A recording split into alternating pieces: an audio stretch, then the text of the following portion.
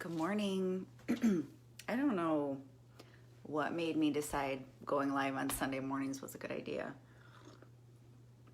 Because my hair is a hot mess. Good morning. And this is my last Truth and Tea scheduled.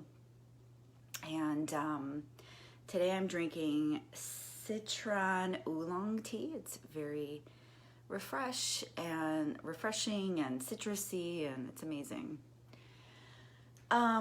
So today is, I saved the hardest topic for last, inner child.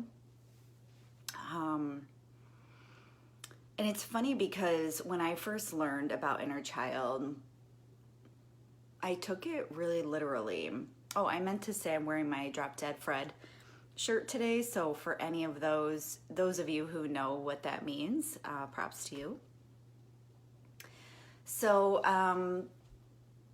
inner child is a really key topic when you're exploring and diving into your personal development, and it's something that I just learned about a little over a year ago.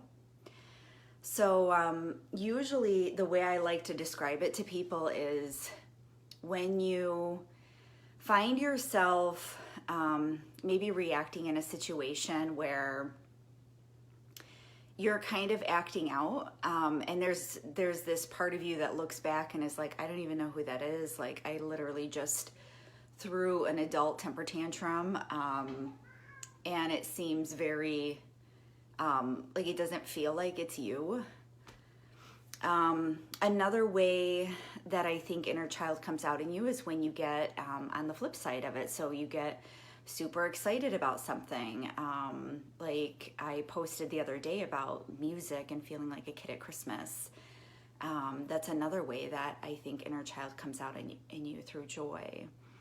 Another way to identify inner child is seeing patterns in your life. So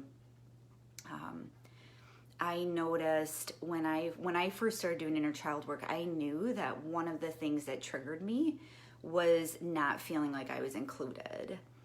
And that comes from a long history of just like the way that I grew up and feeling like I didn't always belong.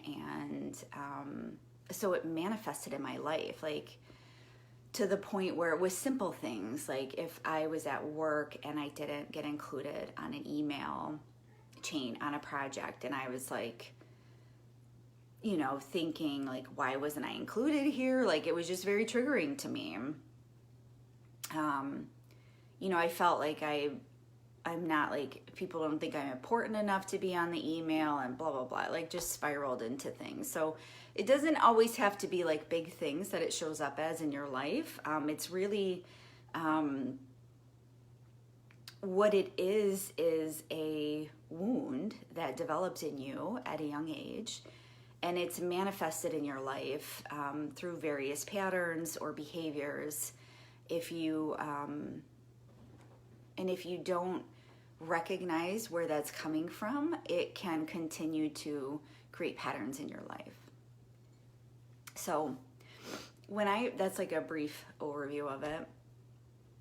When I first learned about inner child, I was very literal about it. I thought there's like another human inside of me, like, and I'm not pregnant. Like I was just so literal about it, but it's not, it's referred to as inner child, but really all it is that part of you that is wounded. So, and usually it's like wounds up to the age of maybe like 9 or 11, I would say. And you can have, like, I have a couple of wounds that are really prominent to me. And one of them was when I was 11, was developed when I was 11. So mostly, yeah, younger childhood age. There are ways that it manifests in me are, like I said, when I'm triggered. So the last couple of weeks, I actually had a pretty big wound uncovered for me, and it was related to the way that I communicate. And it's something that I've noticed, like in my career, throughout my career, like how my communication has shifted, and how it's caused issues sometimes with people. And I'm a really direct person. I'm very assertive, and especially at work. And it was causing issues in certain relationships, or maybe I would rub people the wrong way, like when I would first meet them, or because I was really like take charge, and that's how I always thought of it with myself. I always thought, oh, I'm just a really direct person, and that doesn't always like sit with people really well, and I would always say it's not personal, it's just business, and blah blah blah. What I found out is that my communication, this is really like hard for me to share because it's really fresh. My communication style is very much in part due to not feeling like I was seen or heard as a child. So that was really hard for me to uncover, but it explains so much. Like especially when I stand up and I'm really convicted in something I'm trying to say, or like where I'm just not really, I guess, like I think it's more important what I have to say than how it might make the other person feel. Like I feel like it's necessary to say it. That's the best way to describe it. Convicted is a really good word to use. But when I get into those modes, I realize that it comes from a wound that I had as a child. And I knew it was something I needed to explore because it was a pattern that I had noticed in my adult life. And for so long, I didn't really want to look at it. Like I think even when it came up for me this time, I resisted like really exploring it. And I think, because a lot of this stuff can be tough to look at. We've suppressed it for so long, or we've allowed it to manifest in our lives the way that we have. And we've come up with different reasons for why we behave it the way that we do, right? So that's one way. That's like a really recent way. So triggers. Joy. So I went to Build-A-Bear last fall, and I built the dragon from How to Train Your Dragon, Toothless. And he has a girlfriend coming up in their movie coming up, and it's so exciting. I can't wait to see it. That's the inner child in me. So joy, right? I like to color, and I like to sing and dance in my car, and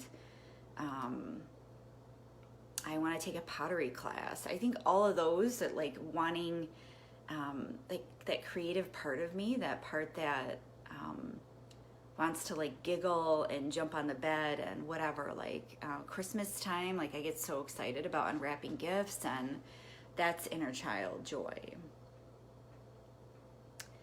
I think that inner child is probably the hardest work to do in personal development, but it's so necessary, and it's so key to understanding why you are who you are. And we don't get rid of the wounds. We change our relationship to how we face them in our lives. So you'll continue like my communication style, right, that I just mentioned. I will be able to notice like when that trigger is initiated in my body. But what I'll do is I'll change the way I react with it, right? Like it won't have as much like overwhelming control over me, like where I just react. I'll be able to act instead of react. So what you do with healing it is you just really change your relationship to how you respond to those triggers when they come up in your life. And I think what I'll say lastly is just checking in from time to time, right? So when you feel an overwhelming burst of emotion or a fear. I was at the gym on Friday and we were doing snatches, and my trainer gave me more weight than I thought I could handle, and I was scared because I've dropped the bar before. So I had this like overwhelming fear come over me, and I was so in my head about thinking I couldn't do it. And I just like sat for a minute. I talked to my inner child, and I was like, it's okay. Like, if it's too much, like, we can reduce the weight, we can drop the bar, we can whatever, like, I understand you're afraid, but we got this, and I got your back. So I think, when you notice that like overwhelming sense of emotion, like building up, or fear, just check in and ask yourself, like, what do you need right now? Like, what's going on? Like, what's underneath this emotion? And once you start to build that relationship and understand that part of you, you're just so much can shift and move forward in your life. So this is a topic that I'm working on, and I will continue to work on for a while.